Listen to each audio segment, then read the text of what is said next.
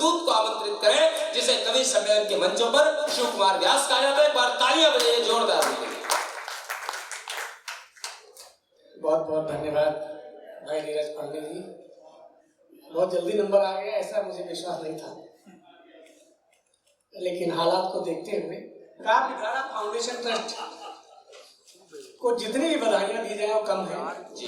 बेशक इन नौजवानों ने बहुत कम समय में बहुत बड़ी प्रगति की है।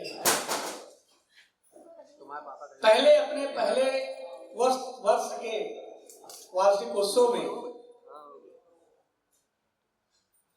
डॉक्टर शमशेर जमदग्नि जैसे महान व्यक्तित्व को आमंत्रित करके हम लोगों को सुनवा दिया कि कोई छोटी बड़ी बात नहीं है। छोटी बात इसलिए मैं नहीं है इसलिए मैं कह रहा हूँ क्योंकि हमारी मुलाकात डॉक्टर साहब से प्रयागराज में हुई थी। क्या बात। एक कार्यक्रम में, वो बड़ा कार्यक्रम था, उस कार्यक्रम में भी मुख्य अतिथि के रूप में डॉक्टर साहब पहुंचे थे वहाँ। और आपको सुनने के बाद ऐसा लग रहा था कि जैसे ज्ञान बह रहा है, आज भी प्रयाग की धरती पर ज्ञान बह रहा है और ये जाके गंगा में मिल जाएगा और हम लोग वहां जाके अवगाहन करेंगे। ऐसा ही किया था। मैं बहुत बहुत बधाई देता हूँ विष्णु जी को। विष्णु जी थोड़ा अगर हमारा कहना माना 2 मिनट रुक जाए समोसा, क्योंकि कविता से ये समोसा से अच्छी कविता सुनाने जा रहा है। आप भी आ जाएं और जितने भी लोग बैठे हैं, मैं जानता हूँ कि हम खा चुके हैं तो ये लोग अपने आप को छाका महसूस कर रहे होंगे। ऐसा है, ताली बजा के बता दें। हालांकि ताली बजाने के लिए नहीं कहूँगा क्योंकि सब कवि बैठे हैं। जिनको सम्मानित किया गया था उसमें से 2-4 दिखाई पड़ रहे हैं, बाकी सब जा चुके सम्मान पत्र लेकर, क्योंकि उनको सम्मान लेना था, कुछ सीखना थोड़ी था। वो जो गए उनके लिए बोल रहा हूँ, आप तो बैठी हैं। सही। जिनको सीखना होता है वो बैठे रहते हैं, जिनको कुछ प्राप्त करना होता है उनको बैठना पड़ता है। हम कभी सम्मेलन में ज्यादा समय नहीं लेते, लेकिन आज मेरी मजबूरी है। ऐसे स्थान पर नीरज ने मुझे खड़ा किया है, अगर मैं यहाँ कुछ बोलूंगा नहीं, कुछ वार्ता नहीं करूंगा आपसे, तो शायद हमारा और आपका दोनों लोगों का मिलन बेकार हो जाएगा। आप कुछ न कुछ जरूर सोचे होंगे कि शिव कुमार व्यास नाम एक बड़ा नाम हो गया है इंडिया में, पूरी इंडिया में, भारत में, जहाँ जहाँ हिंदी समझी और बोली जाती है वहाँ मैंने पाठ किया है।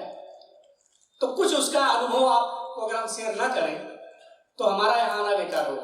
कविता तो यूट्यूब पे भी सुन सकते हैं।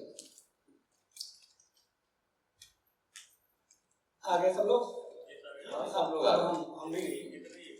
विष्णु जी भाई आपको बहुत बहुत बधाई, बहुत सुंदर कार्यक्रम।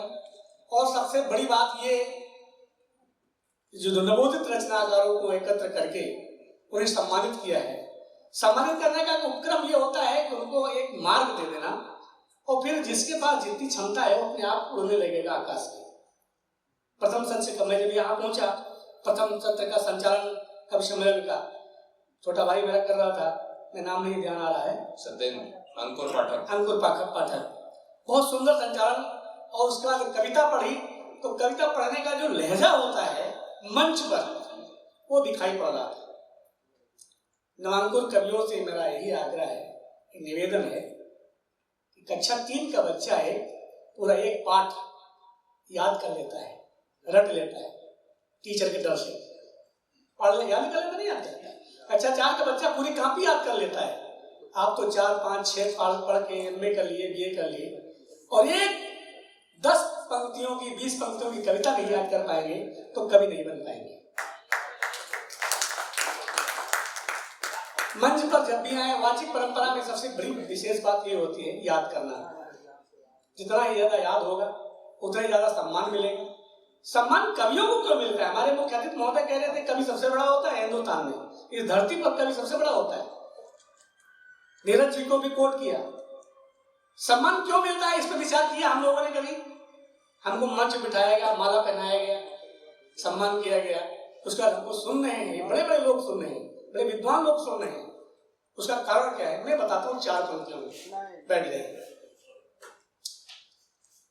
यही सम्मान नहीं, आप जो लिखते हैं, जो कवि लिखते हैं, उनके लिखे हुए भजन को पूरा हिंदुस्तान नाच के गाता है। वो लिखता नहीं है जो गाता है। लिखता कौन है? यही नीरज लिखते हैं, कमलेश जी लिखते हैं, यही कवि लिखते हैं, पूरा हिंदुस्तान गाता है।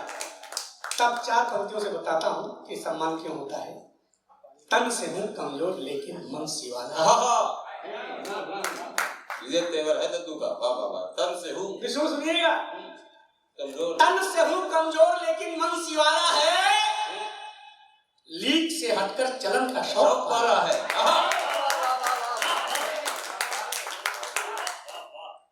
तन से हूँ कमजोर लेकिन मन शिवाला है, लीक से हटकर चलन का शौक पाला है, और भीख में ले रोशनी, भीख में ले रोशनी, मैं चांद सा दिखता नहीं, हूँ भले जुगनू मगर अपना है।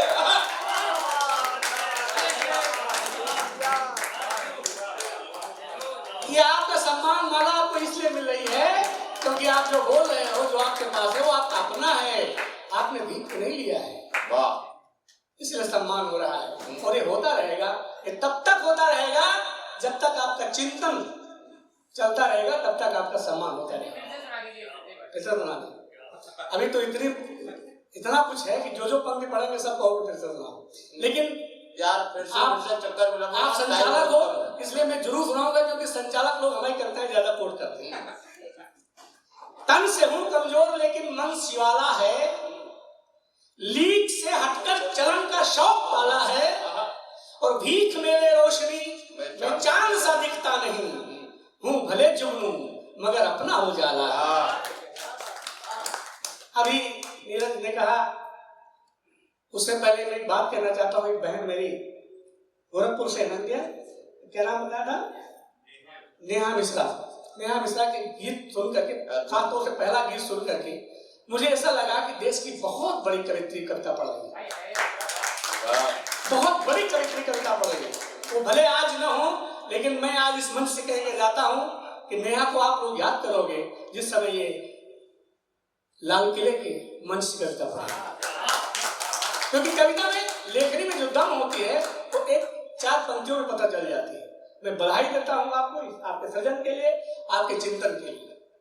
नीरज ने कहा कि व्यास जी का एक हाथ नहीं है, इनको लोग कहते हैं, मैं बता रहा हूँ, एक एक्सीडेंट में मेरा हाथ बेकार हो गया था तो इनको कष्ट है। ऐसा कुछ नहीं है, कष्ट नहीं है, हाथ नहीं है, बस कष्ट नहीं है, लेकिन क्योंकि एक हाथ नहीं है, इसके बदले में लगभग प्रत्येक दिन शाम को हजारों की संख्या रहती है, हजारों हाथ रहते हैं, इसलिए उनको सबको हमें अपना हाथ मान लेते हैं। तो मुझे कष्ट नहीं है। हाँ, एक कष्ट है, तो महाराज आपको सुनाता हूँ, आप शायद कुछ बताएंगे हमको जो हम बाद में मिलेंगे आपसे। चाटुकारिता नहीं की, शीश न झुकाया कभी, चाटुकारिता नहीं की, शीश न झुकाया कभी, सत्य लिख कर धर्म आज मैं निभाता हूँ, और 5 तत्व का निजत्व तो देश के जो आए काम, कष्ट झेल कर मातृभूमि का चुकाता। एक हाथ नाथ आपने तो ले लिया है, किंतु दोनों हाथ वाले काम एक से चलाता हूं, और कष्ट सिर्फ इतना है आपकी भी वंदना में, अब कभी दोनों हाथ जोड़ नहीं पाता।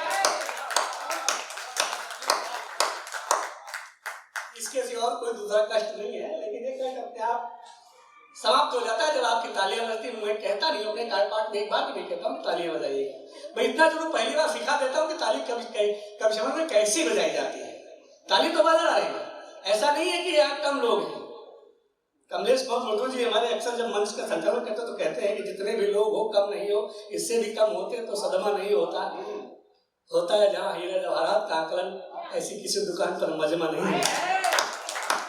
तो भीड़ की जरूरत नहीं है, जितने लोग हैं, एक से लोग हैं, एक व्यक्ति हजारों ताकत रखता है, और विद्वान लोग हैं, इनके बीच में चर्चा पढ़ रहा हूँ, तो भीड़ की आवश्यकता नहीं है। लेकिन आपकी तालियां जो हैं वो भीड़ बना सकती है। कैसे बना सकती हैं? ताली जब बजाना हो आपको, हम सुन रहे हैं आपकी आवाज, बहन जी नहीं सुन पाए, लेकिन मैं सुन लिया, हमारे कान इतने तेज है। हम जब कविता पढ़ते तो हमारे कान, आंखें, पूरा शरीर सब खुला रहता है। भीड़ में अगर कोई बोलता है तो मुझे सुनाई पड़ जाता है, यही मेरी विशेषता है। यहाँ तो बहुत कम लोग हैं, नीरज जानते हैं, कमलेश जी जानते हैं, जहाँ 25,000 की भीड़ होती है, तो जितनी देर मैं कविता पढ़ता हूँ उतनी देर कोई बोलता नहीं आपस में, और ना कोई उठ के जा सकता है। मैं पहले निवेदन कर लेता हूँ, जिसको जाना हो जाए। मैं कहाँ था, क्योंकि मैं कविता भूल जाता हूँ, अगर कोई बोलता है मैं भूल जाता हूँ, उधर देखने लगता हूँ। एक बार तालियां बजाएंगे, वो पर मैं नौजवानों के लिए बात करता हूँ, कई मंचों पे ऐसा हुआ कि देश के नौजवानों को ये कहा गया कि प्यार मोहब्बत की गलियों में भटके हुए नौजवान हैं। अभी धर्मराज चले गए, वो भी यही कह रहे थे, आकाश, ये देश की जवानी मोहब्बत की गलियों में भटक गई है। लेकिन सच ये नहीं है, देश की जवानी मोहब्बत की गलियों में भटकी नहीं है, बल्कि अंगड़ाई ले रही है। वाह। और जब देश की जवानी अंगड़ाई लेती है तो सिर्फ इतिहास नहीं, भूगोल भी बदल देती है। वाह। ये बात हरियाणा के एक मंच पे हुई, तो मैंने वहां पे कहा कि देश की जवानी पर उंगली मत उठाओ, और आप लोगों के जवानों की वकालत में मैंने कुछ पंक्तियां लिखी, वही सुनाई। अगर आप कहें तो सुना दें। स्वागत है। मैंने कहा मोहब्बत जिससे होगी, हालांकि मैं भी श्रृंगार लिखता था पहले, नीरज, मैं भी पहले श्रृंगार लिखता था, लेकिन मंच पे जब आया तो श्रृंगार छोड़ दिया। क्यों छोड़ दिया? मुझको भी मेरे प्रिय की तस्वीर दिखाई पड़ती है, होठों की मुस्कान, हृदय की पीर दिखाई पड़ती है, और कलम उठाया लिखने को जब जब बिंदिया पायल पर, तब तब घायल घाटी की प्राचीर दिखाई पड़ती है। इन परिस्थितियों में कुछ भी लिखता हूं, कितना भी श्रृंगार लिखूं, लेकिन वो ओझ हो ही जाता है।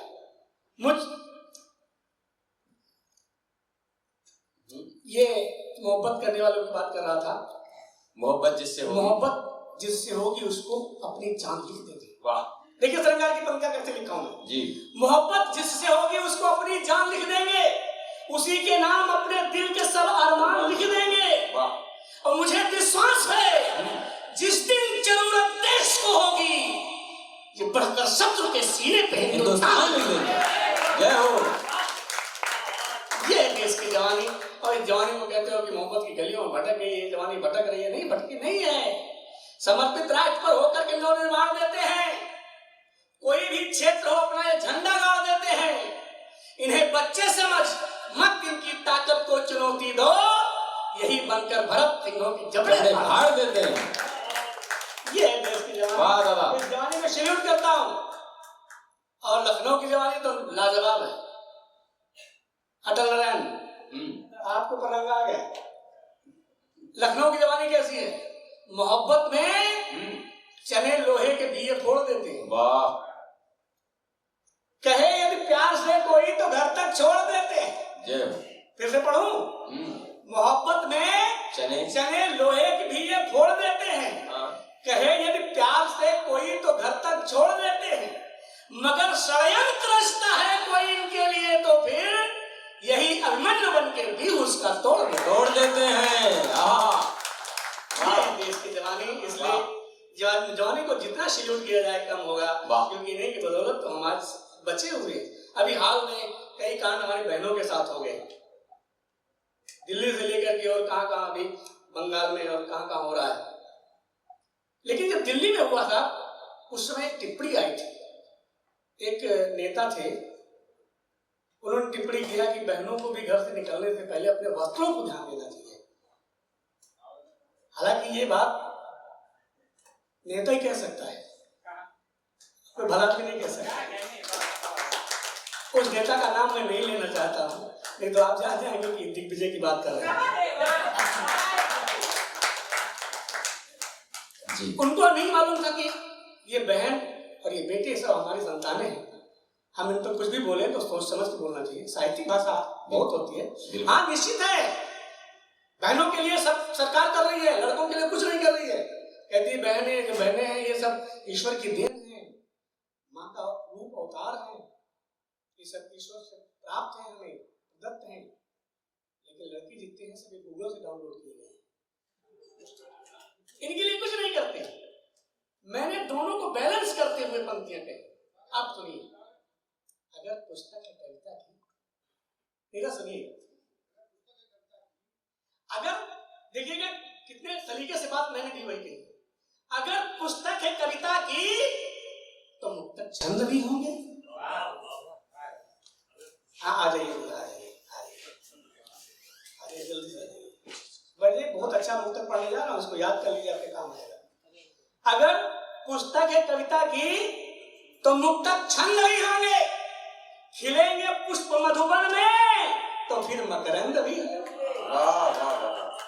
जहां समझ में आ जाए तो फिर वही हाथ उठा करके, अगर पुस्तक है कविता की तो मुक्तक छंद भी होंगे, खिलेंगे पुष्प मधुबन में तो फिर मकरंद भी होंगे।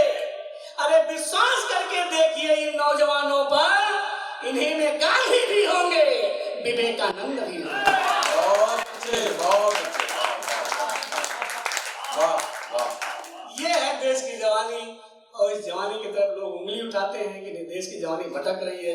भटकने खुद करो, मोहब्बत जितना कर पाओ करो, लेकिन माँ बाप को मत भूलना, अपने भाई बहन को मत भूलना। फिर कोई गलती नहीं, क्योंकि आज हिंदुस्तान बहुत आगे जा रहा है और इन नौजवानों की बदौलत जा रहा है।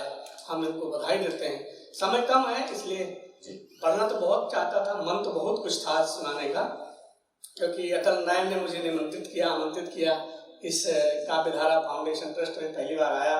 नाम बहुत दिन से सुन रहा था, मैंने सब्सक्राइब भी कर रखा है, चैनल वगैरह इनका बहुत आगे निकल गया है। और आप लोगों से निवेदन है कि इनका जो चैनल है उसको सब्सक्राइब जरूर करिएगा आप लोग, कम से कम कुछ तो लाभ होना चाहिए इस संस्था को। ये संस्था बहुत आगे जाएगी ऐसा मुझे विश्वास है। एक रचना पढ़ करके स्थान लेता हूँ। कमलेश जी को सुनना है, नीरज जी को सुनना है। मैं जब यहाँ आया तो अटल ने कहा कि वही रचना सुनाइएगा ज़रा, क्योंकि ये प्रयागराज से आए हैं, तो प्रयागराज से ही संबंधित एक रचना आपके बीच में रखता हूँ। और रचना पढ़ दो,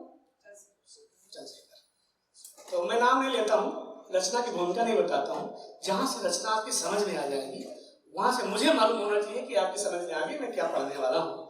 ये तब की है बात जवां था मैं दिखने में सुंदर था, ये तब की है बात जवां था मैं दिखने में सुंदर था, राष्ट्र प्रेम का ज्वालामुखी भरा मेरे भी अंदर था।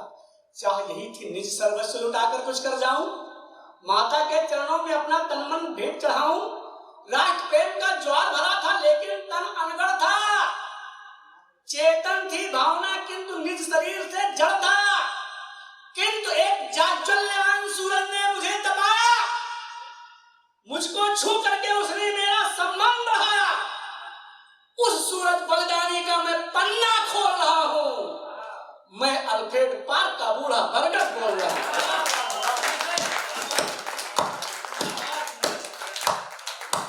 मैं अल्फ्रेड पार्क का बूढ़ा बरगद बोल रहा हूं। बहुत कमेंट्रियां सुनी आप लोगों ने आदमियों की, लेकिन आज एक बूढ़े बरगद की कमेंट्री सुनिए हमारे आजाद के साथ कैसी कैसी घटना घटी। मैं आपको वादा करता हूं कि आप वहां पहुंच जाएंगे 2 मिनट के बाद और आपको सारा दृश्य सामने दिखाई पड़ेगा। मैं बूढ़ा बरगद बोल रहा हूं। उस दिन रुदन देख स्वानों का मैं भी कांप गया था, उस दिन रुदन देख स्वानों का मैं भी कांप गया था, आने वाली अनहोनी को मन में भांप गया था। नजर द्वार पर पड़ी वहां नौयुवक एक अंदर आया, चप्पल 4 शेरों सी चीते जैसी थी सुगठित काया, गौर वर्ण आजान बाहु जो स्वर्ण निखर आया हो, ऐसे लगता था धरती पर शौर्य उतर आया। एक चित्र बनाता हूं, ऐसे लगता था धरती पर शौर्य उतर आया हो। तनी हुई मूछें, जनेऊ कंधे पर पड़ा हुआ था, दीप्त भाल था कोहिनूर लगता था जड़ा हुआ था। प्रबल भाग की रेखाएं मस्तक पर बनी हुई थी, लाल लाल आंखें विशाल, भ्रुकुटी कुछ तनी हुई थी, श्वेत दूध जैसी धोती जो कटी में बनी हुई थी, बाईं और कमर में उसके पिस्टल टंगी हुई थी।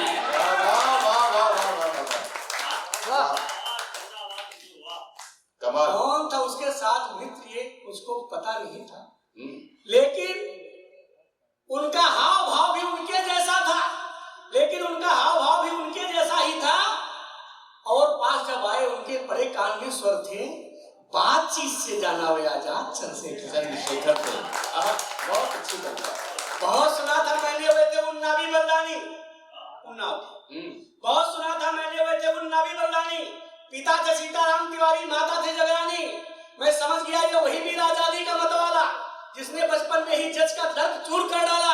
राष्ट्र प्रेम की बूटी बचपन से घुट्टी में घोली, पीठ पे कोड़े खाए पर भारत माता की जय बोले।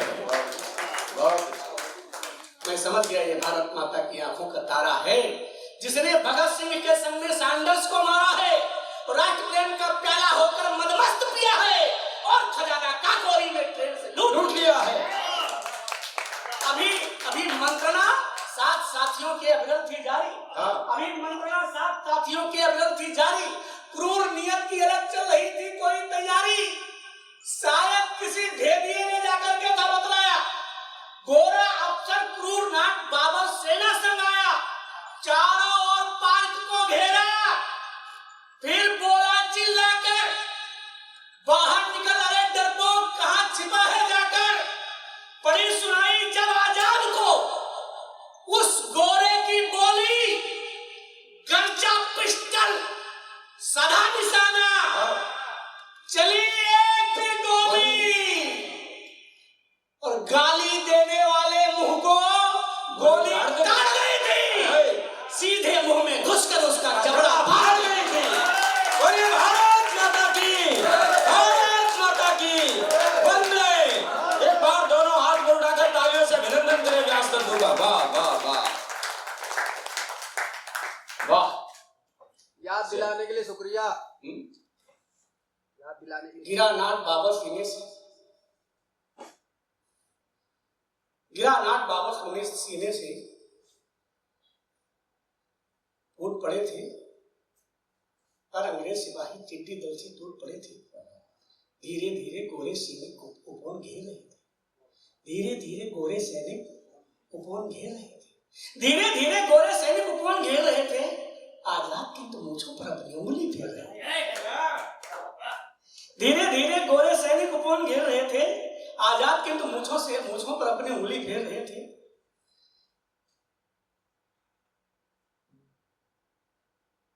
जो होता है मित्र धर्म का, उसे उन्होंने पाला।